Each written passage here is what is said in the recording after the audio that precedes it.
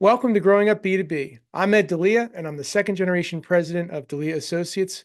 We are the place where B2B brands go to grow. Hello, and welcome to another episode of Growing Up B2B. I'm your host, Delia, and I'm the second generation president of Delia Associates, the place where B2B brands go to grow. I'm so excited to introduce our guest today. He's Richard Blank, Chief Executive Officer of Costa Rica's call center. CCC, or Costa Rica's call center, is a state-of-the-art outsourcing company that offers high-quality telemarketing services to small and medium-sized companies looking for a proven method of expanding their business. Richard, thank you so much for joining us today. Ed, I'm so happy to be with you, growing up B2B. Of course, you're always growing. You never stop growing. So I'm going to share a lot of good stories and advice today on what got me to where I am. Awesome, awesome. Hey, let's go back to the beginning. So your early days at Costa Rica's call center. So what inspired that? How did that originate? When I was 27 years old, I had a one in a million opportunity to move here for just a couple months.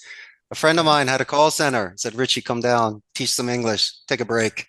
And I did, and I decided to stay. And I learned the business from the inside out, not at sea level. And so, once again, if you think about the 4 years I was there, besides having the time of my life, I was also learning a business. And then Awesome. 18 years ago, I threw my hat in the ring and started the company. And our first seat was February 6th of 2008. And just here we are today. The longevity speaks. It's not the easiest of industries, but if you do certain things proper, you will be able to survive.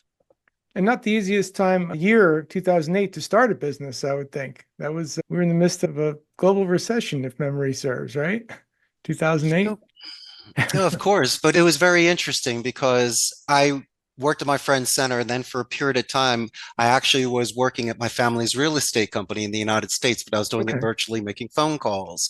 And then when the market fell, I had a little bit of cash saved, and I just created the website and said, listen, let me just see what happens for a year. If nothing happens, at least I can pretend like I had a job. And little did I know the phone started ringing. And what was interesting is when I read my website now, I have tons of experience and I can add to it. But prior to that, it was more of a projection. I knew the call center industry, I just wasn't a CEO yet. And so I didn't have the penthouse suite and the rows of hundreds of agents. What I needed to do in order to start my business was renting a turnkey station at a blended center, like an internet cafe. So I could scale accordingly, pay what I needed to, the overhead, the margins, the taxes, and I could do something. And so it wasn't glamorous, but I could start. And I used technology. I used the infrastructure of Costa Rica, the large labor pool of the call center agents. And I don't know, just by magic dust and the stars being aligned, and it was my lucky day. All of a sudden, people decided to give me the business, and I was able to grow from there. Well, it may have been a little bit more than luck, but certainly an interesting start. So, talk a little bit more about family. So, your family, your upbringing, what role did that play in maybe shaping a business mindset and maybe even an entrepreneurial mindset to desire to go out and launch something like this? And I thank you for your interest in my family history. My family came from Eastern Europe at the turn of the 20th century. And both sides of my family, my mother and my father's side, they all Right? were entrepreneurs. Now, on my mother's side, my great grandparents, Louis and Bessie, they worked together. They ramped up the family business that was in the fashion and the garment industry. And on my father's side, they were doing things where it was like on credit before the Sears catalogs around Philadelphia. We would do Hmm. like kitchen and home goods. But anyway, make a long story short, it's in our blood. Besides being Yeah. a nomad and an entrepreneur, and as they say, blood is thicker. And so you can trust your family with certain things. And you know that it's guaranteed. We're all in it together.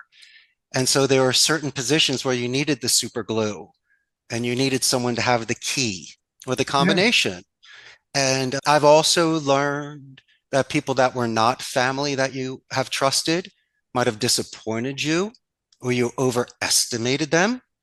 And so these are the things, at least if with family, you have a track record and you know how they handle chaos and how they communicate and what sets them off and what relaxes. And so you could almost adjust your arguments, your working relationship accordingly so it flows. Now, naturally, there's other areas where I tell you what, I was never, ever going to ruin my marriage or a relationship with my family over an employee or a coworker. If I had to make that sort of decision, if it came to that point and all the checkpoints and preventative measures did not work, I'm not going to sacrifice the relationship with my brother because of you.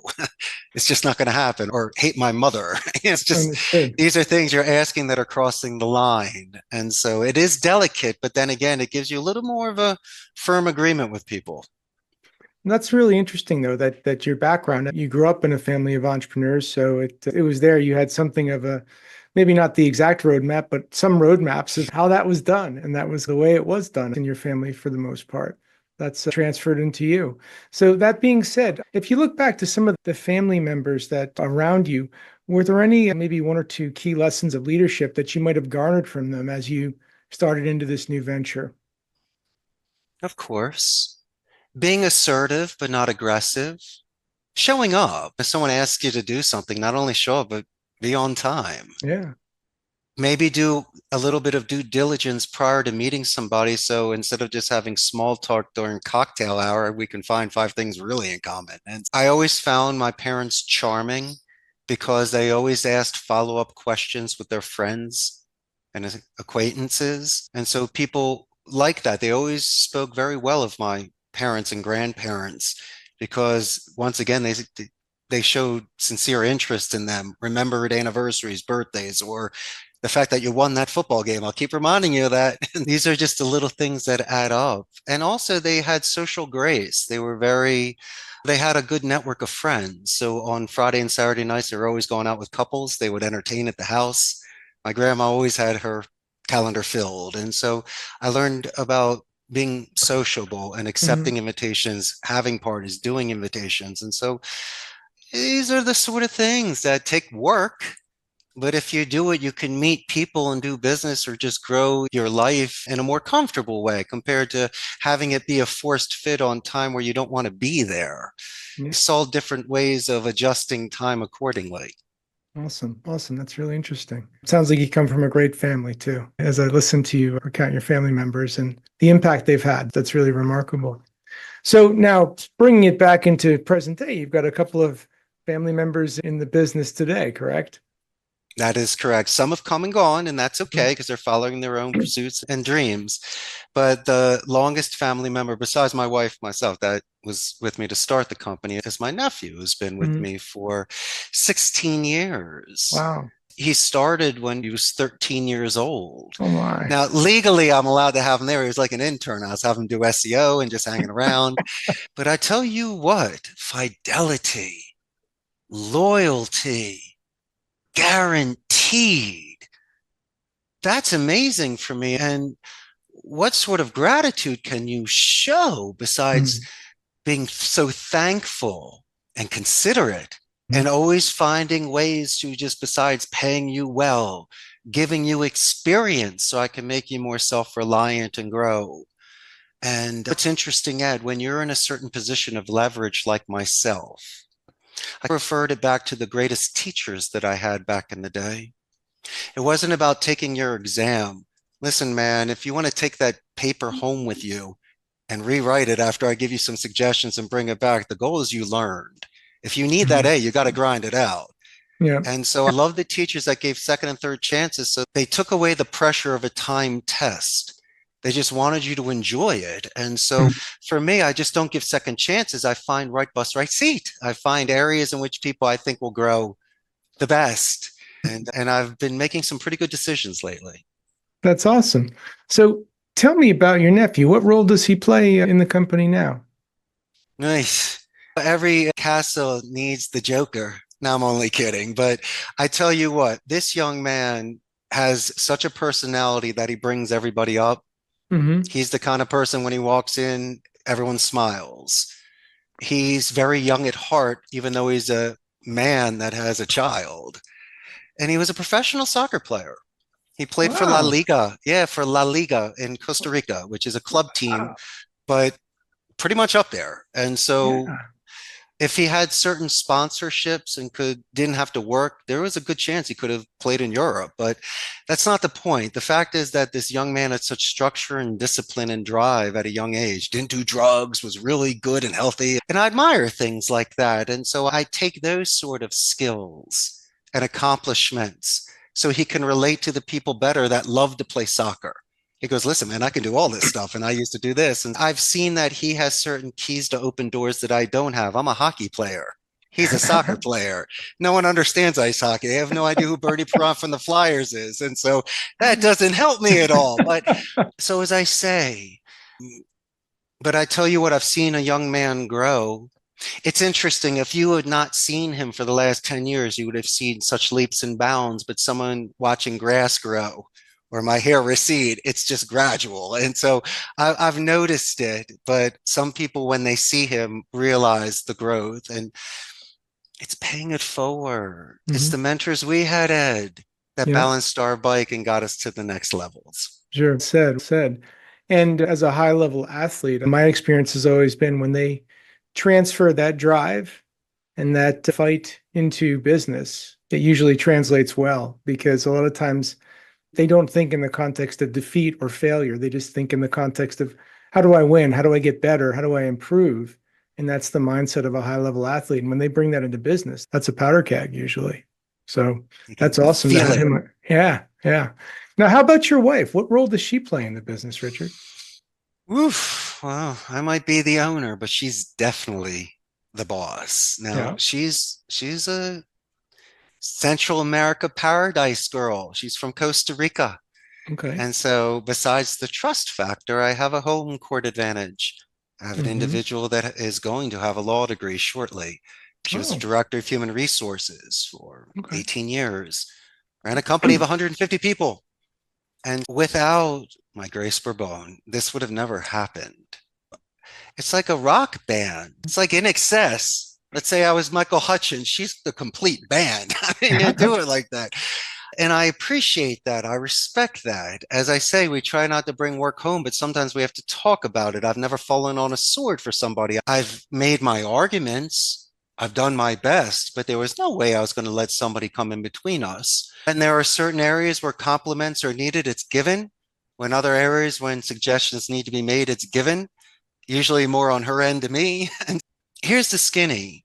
I'm from the United States. I grew up a little bit differently. Not saying the Mhm. Costa Rican culture has similarities, but come on. And so I call the balls and the strikes. I'm a straight shooter. I give some guilt. I believe in people.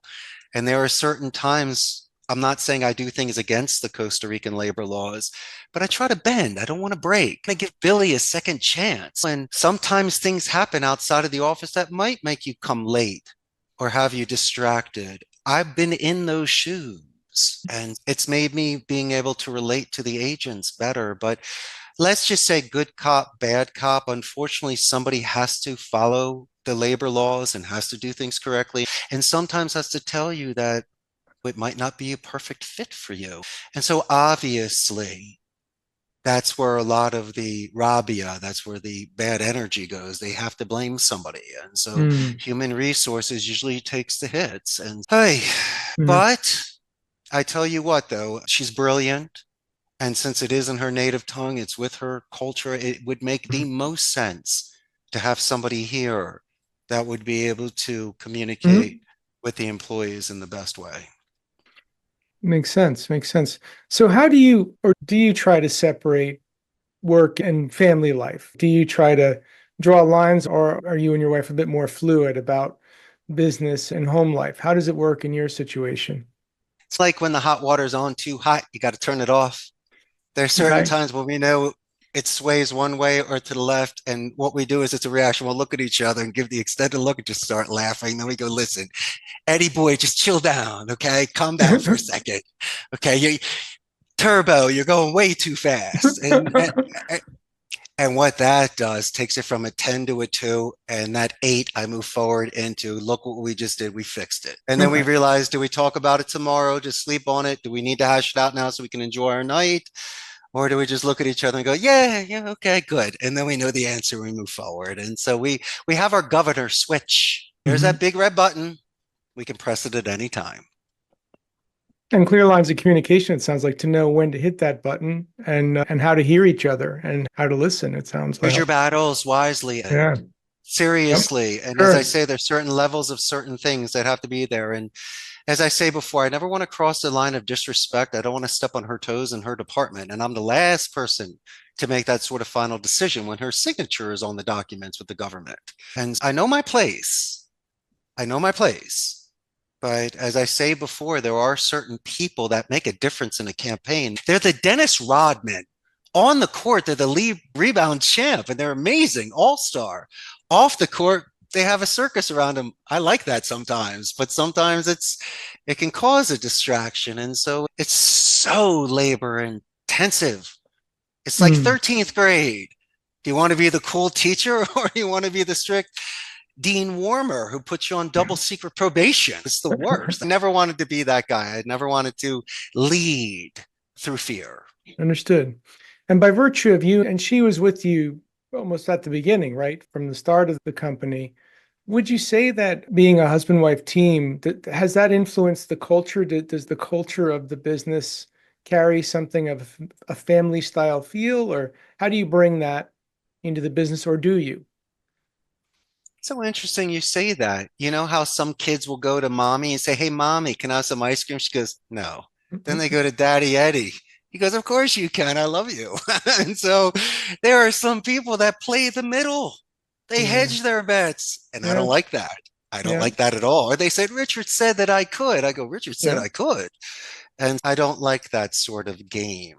yeah, And yeah. then some people might, as I mentioned, when they see us, they might not see us even as a couple. They see us as owners and bosses and whatever's. But Mhm. you have to realize something. It's like when you saw your teacher ever ride a bike, you're like, they ride bikes? And no, we have a beautiful life. And if you see us outside the office, you'll see us strolling and arm and smiling. And what are we supposed to be yelling at each other at work? Seriously. And so I think we need to shatter some misconceptions that even though people might have a position or responsibilities, you have no idea what they do behind closed doors. The most beautiful people in the world do things when the cameras are off and everyone's away. They're the ones that lay their jackets down over puddles and say, "Puppies," because that's the real person. And so I don't need to prove anything to anybody. But if they happen to bump into me when I'm not in the office and we're on a level playing field, they might be surprised. I'm the sort of person that clicks his heels and is having a wonderful day. That's awesome. So getting back to your nephew from one, so there's a family member in the business. Yes, Do you treat, like, how do you balance? So you've got a family member, you've got your wife, you've got non-family members. How do you balance? How do you make sure that they don't see you as a preferential treatment versus other personnel who might be of a peer level or similar level than either your nephew or your wife might be in the organization? of course. I have to be very careful in regards to what I say to people because I could get in trouble. They could go to the Ministerial del Trabajo and say that I was using discrimination or did something. But remember The Sopranos? Of course. Remember how Tony used to speak to Christopher? Everyone knew Christopher was the nephew and he loves him to death. But then there were a couple times for Napoleon the gang, he had to say something. But with Jason, I can curse. I can give a ton of guilt. I can let him know the deal as his uncle Hmm. because he knows I love him. And I Hmm. always say, "Good job, Jason." When he's messing up or if he's doing a great job, I'll say, "Great job, Jason." And so is it a good thing for me? Absolutely, because it's old school. I wish more people could speak to you the way they should. There were coaches or teachers back in the 70s and 80s. Today, they would have gotten in trouble. Back in the day, they set you straight because your parents didn't do it, or they were the real mentors that made you into a man. And I'm not saying that this old school way is the only way, but maybe someone has not told you of mustard on your face, or you could be better than this, or what's going on? Last week you did 44. Why are you only at 12 today? And so Yeah. sometimes when I call them out, only because I can do it, I'm not calling you out on something I can't do. I can get on the phone and make my 10 an hour. Why aren't you doing? And they know I can. So let's Hmm. not even go there. We're not even going there. They'll knock on my door later that day after I gave them a heavy dose of Philly guilt. Okay, that you're better than this, Ed. This is out of character for you. Come on, buddy. Remember, I Hmm. told your mom last week how great you were when she came to pick you up. And so I'll get the knock and they'll say, Richard, may I have a moment? Of course you may, anytime. And then they'll come into my office. They'll not apologize to me on either crying, complaining, being off. They're apologizing to themselves for being at that stage because they didn't like what they saw. They realized they needed to shed some skin and get past that. And I believe that people can have breakthroughs. I believe that people can get to different levels. And if someone can come to me as a man or a woman and look me in the eye and go, listen, I was wrong earlier because I lost my cool or I wasn't composed, but I see what I can do to improve. I just want to let you know, thank you. Thank you for giving me coffee. Thank you for playing pinball with me in the game room. Or just let me cry for a minute, man. I got stuff going on at home, Ed. You got no idea. Don't tell anybody. I go, of course I'm not going to say anything. They go, you're the best boss ever. I go, yeah, because I know your name and I care. Yeah. And so through natural filtration and the rotation and the high attrition in my industry, I get the solid rocks because I was there when they needed me most. And Mhm. I asked for nothing in return, pulled them off the phone, or I gave them the public acclimates. And so I did the right thing that resonated. Do you understand? I made them feel better when they were the most vulnerable. And I could have broken them at that moment, but I didn't. And so this young man, Jason, who has been with me since he's been 13 years old, invested, look at those beautiful years of late teens and 20s with me. Yeah. That is a serious responsibility on my end. And so I didn't want to put too much in the backpack, too much weight, but I wanted to make sure he was getting stronger. And I Yeah. gave little things, had him sitting in on meetings and telling him what's going on and the things you would do, Ed, when you're budding a squire to a knight. Mhm. Yeah. Yeah. I love that. I love that mindset because a lot of times people, I think sometimes they give up on people and they say they can't get to that next level or they can't do this or they've got shortcomings. And I think that's sometimes that's the opportunity to break through. And if you can break through with somebody, you may have an awesome person on your team for life or for That's right. the tenure of their career. And it sounds like you have that in your nephew. So when it comes to your nephew or maybe others, is there a next generation, Richard? Is there a generation two for Costa Rica's call center, or possibly your nephew being potentially groomed to be that next leader one day? Or are we too soon to make that call? Oh no, it's funny, you're reading my mind. I'm 52, I'm bald, I'm old. Carpe diem, man. I got to live my time. And I don't want to take too much of a step back, but Hmm. there's nothing wrong with being the coach of the football team and not just Hmm. being the QB1. And also, AI will make it capable for me to put, once again, information in the cloud that I could use. People Hmm. can work virtually. I can gather and just have individuals doing the empathy part for conversions and retentions. And finally, my next stage is it's this was so brick and mortar pre-COVID. Post-COVID, we've gone work from home and now we're almost going to be completely. But it was on-site mom and pop brick and mortar that I had to be here. And if I can do everything on the cloud virtual and just do it like that, this next generation, guess what, Ed? I'm hanging out with you for a week. I'm going to be traveling. I'm going to be places. And Yeah. I couldn't believe that this is even capable. But I want to take advantage of it now. I don't Hmm. mind working, but I'd like to give my eyes a new adventure. Yeah. And I think that's a healthy thing to do. So, yes, my friend, I have certain individuals where I would be overseeing, but I would love to promote them into certain positions where they would be running a company. Hmm. Absolutely. Excellent. I'm 52 as well, so I'm right there with you, Richard. Man, you got good hair for your age. Damn. It's a little less each year, but it's hanging in there. Here's to our generation, my brother. We were the best. So you had referenced obviously your nephew. We've talked about your wife, and you mentioned some other family members doing different turns in the business. When you assess, do I bring this family member into my business? How do you go through that thought process? Like, how does that, is it just a candid conversation, or do you think, do I bring a family member versus hiring from outside the family? Like, how do you think through some of those when they've come up, Richard? How have you thought through those decisions? Well, I loved them before they even started working with me. And secondly, I never want to impede on their trajectory. If they're going to Hmm. school to be a lawyer, I'm not stopping that. But I've seen that I could be a filler in between jobs. Or as I say for my nephew, to give him hardcore work experience compared to just shelving boxes, which is nothing wrong with that. But as I say before, there are certain jobs where people could become multitasked. And it's been a nice relationship how it starts. It's Mm. always extremely respectful, and it's really more of assistance.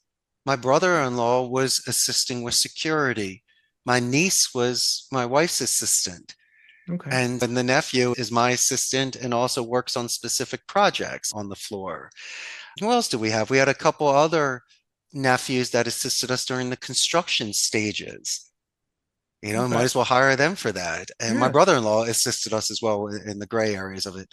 And why not? If Mm. there's any way that I can pay it forward or include people, and if I have some money, great, I'd rather give it to you first. And I wanted to make sure that they were qualified for it, or if not, we could teach them. But it seemed to work out, but only my nephew was the one that was super long term. I don't know. He just won't go away. No, I'm only kidding. But no, but everyone else just came, did their thing, and decided to move on to their own paths. And that's a beautiful thing. At least we walked together for a while. Yeah, yeah, that makes sense. And certainly I'm second gen, but I have three older siblings and they all did a pass through Delia Associates at some point in their tenure. And That's for right. various reasons decided it wasn't a good fit. And I was the only one crazy enough to stick around for 30 years. There's some listeners out there and they're thinking about maybe contemplating joining a family business or being a part, or maybe it's an owner who's thinking about bringing a family member into their business. But before we get to that, any advice you might give for if there's a couple that's thinking about launching a business? So a husband-wife team that's saying, do we get into business together? Is there any piece of advice you might offer them? Without sounding negative, be careful. You'll get what you want, but it's not what you wished for. It's not what you think. And there are going to be certain times, suggestion is like a tea kettle. You better have something to let that steam out. Mm. If not, you're going to say something at the wrong time. Go to the gym, hang out with your buddies, wash your car, decompress. And so it's obvious sometimes when I ask to speak the following day, or can we sleep on it, or do you mind? Can you let me go hit the gym first? It's a governor. You need governor switches if you're even close going to do this. And so, like that submarine, you better have four or five different compartment door closes, or you are going to sink, Ed. You're going to sink. Okay. And don't you dare only surprise your significant other on certain birthdays, holidays, anniversaries. It's since you're working together, yes, there is the advantage of that extra time together. So take advantage of that too, not just to pound out the work. And so do the surprise lunch. Or since our office building is in a wonderful neighborhood in Costa Rica in Barrio Aranjuez, it's by the hospitals, universities, and parks and stuff. I just say, come on, it's 3:30. The afternoon is beautiful. Let's go get an ice cream. Just take a walk for a minute. And so my wife will say to me, and this might be good advice to your audience too, and it's a weird thing, but I understand it. She goes, you're so different when we're not at work. I'm the same person. She goes, no, you're not. I go, what do you want me to do? If I'm Philly and things are happening, I might curse and coffee's too cold. But if you want to see the real person, then do this then. Have comfortable silence. Really take that walk where you don't talk business, where you can just enjoy each other's firm grip and smile. And then you'll realize that the true relationship you have prior to the money and the success and the responsibility and the pressure, that's the core. That's the core. My Mm. wife and I truly love each other. There are times when she can't stand me. There are certain times where I need extra patience. But all in all, we've been together 25 years in business for 18 years. Yeah. So she worked with some beautiful companies prior. She worked with a company called Cafe Brit. And Hmm. so she was selling high-end jewelry at the airport. She worked for Caterpillar as well. It's Wow. cool as a receptionist. And so she's had a bunch of really good jobs. And she was at Cafe Brit for, I think, like 6, 7 years. And my point being is If you love that person so much, you choose your battle. There should never, ever be a client, okay, an employee, coworker, whoever, that is more important than your marriage. I've lost clients because my wife maybe did not get along with certain clients, but she had a right to. There were certain clients that used profanity on the floor. She didn't like that. There were other clients that yelled on the phone and that were rude. She didn't like that either. These aren't deal Mm. breakers, but she says, how am I going to work with this guy if he keeps yelling at me? Yeah. And so the clients, and there are certain times when they would say, hey, can we make exceptions? No, we can't. These are the labor laws. You just can't do this. We're Yeah. responsible. And as I say, bad cop. But then again, these are the individuals that had to stand tall. And so it's not like I'm pushing her in the front to take the hits, but then you have to realize it's like the hockey goalie taking shots to the face. Yeah. You got to see. And then as myself, as the marketer, as this closer, as the trainer, that has its weight too. You have an offense and a defense part of a team. And so you grill too much. If you keep putting someone down or telling them, that they're not good enough, I'm not saying you need to be the Jackie Kennedy to the John F. Kennedy. I know that you really need a good woman to stand behind me. That's Mm. fine.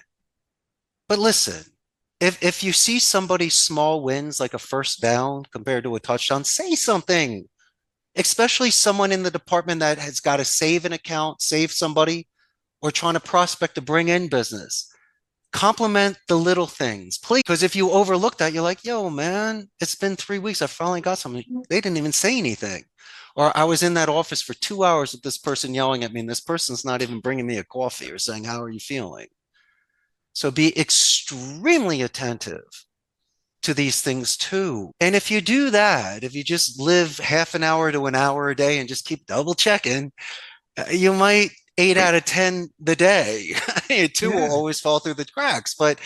that's enough to keep it floating Yeah. through the years. And my man, I hope I made sense on that. I don't want to get myself in trouble with my wife, but I wanted to explain people that work together. These are incredible things that have assisted me to allow me to have eyes on the back of my head. Yeah. Yeah. It brings another level of the relationship, or at least, and I think sometimes people don't fully appreciate that when there's stresses and anxieties a day, and that needs to be factored in to the context of the relationship of the marriage too. And it's got to be strong enough to take the hits sometimes, and sometimes the strength of it will overcome those hits and make it all better, really. So it's quite a dynamic. And but when you think about it, not unlike a family member, who can you trust more than your life mate? So that's a powerful person to have side by side. One last thing for you. You'll see the best in somebody and the worst in somebody. For Be prepared sure. for that too. For sure. So, looking to the future a little bit, or maybe the here and now, what's something going on now at the Costa Rican call center or in your industry that's really exciting you right now? The labor pool, I can get anybody anywhere in the world now because of Right? VPNs and the technology. It just took away the synergy and my pizzazz of knowing people and walking the roads. But where do I see this industry going? Just like the buggy whip. Eventually, Mm, AI will take over 90% of my business. There is something called the uncanny valley theory, where if it gets too much like human beings, we freak out and then we got to readjust again.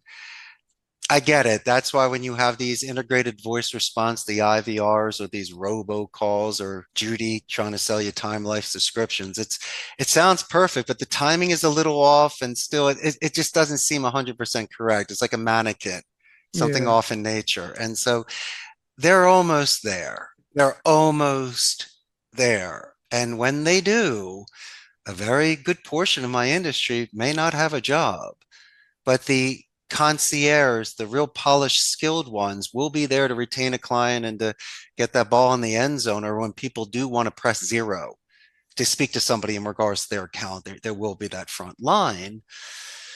And I think AI with these generated books and videos, it's fine. Okay. If that's what you want to do, it's almost like an etch a sketch or something. You need to have the actual crayon or the flakes to make it. So there has to be something in between that medium. But my situation here is it's almost like color by numbers. You might think you're creating a masterpiece, but it's set out there for you. It's fun, but it's there. It's almost like those race tracks where the car would just go around the track. That's fun for 10 minutes, but I'd rather have a car that can go anywhere. And so the artist, the writer, and even if you create 99 terrible poems and songs and paintings, that one makes up for it, and it's almost enough to last a lifetime.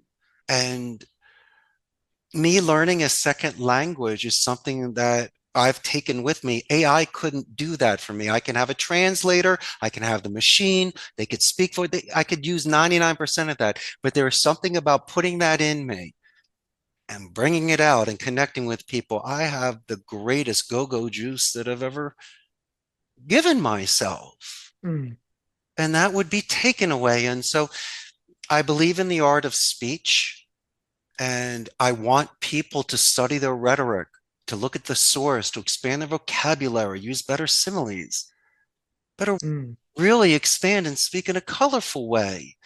Because most people are boring in their speech, they're monotone, they're not listening. And then you wonder why someone like on The Wolf of Wall Street or Blake from Glengarry and Boiler Room, when you hear Seth closing, these are professional speakers. They know their rhetoric, they have their pace, they can anchor and bond with people, they can readjust tones, they know tie-down questions. They're beautiful speakers. It can be trained, it can be worked on. It's, once again, it's a skill. And so I'm hoping that there will be people today that still practice public speaking and interactions and message delivery, because it's made me a career. It's given me a beautiful life and allowed me, when I've needed to express myself or console somebody, or just have that one in a million moment, I said the right thing. I've been very thankful for that as well. Awesome. Said. Last question. If somebody, one of our listeners, wanted to learn more about you, your story, your journey, or learn more about your business, the Costa Rica's call center, what's the best way for them to get in touch with you, Richard? And you know this, it's about buying that plane ticket and flying down to Costa Rica, especially when it's cold in the United States in the middle of winter. But no, if you guys want to give me a shout, 888-271-6750, Costa Rica's callcenter.com. And I tell you what, if any of your audience would just like to touch base and run a script by me, some rebuttals, it's free of charge. If you're friends with Ed, you're friends with me. And I'd be more than happy to make some suggestions or to talk about your metrics and your motivation, your supervisors and sales departments, because if I can pay it forward like you're doing on your podcast, you and I win the game, and you know that. And so that's why I'm here today, my brother, just to share some good advice with you and your amazing audience. You certainly have done that tenfold, Richard. Many great takeaways. So thank you so much for taking the time today with us. This was really great. Had the best time. So we've been speaking with Richard Blank. He's the Chief Executive Officer for Costa Rica's call center. And again, I'm your host, Ed Delia. Thanks so much for joining us here on Growing Up B2B, and have a wonderful day. Thanks again, Richard. Thank you, Ed.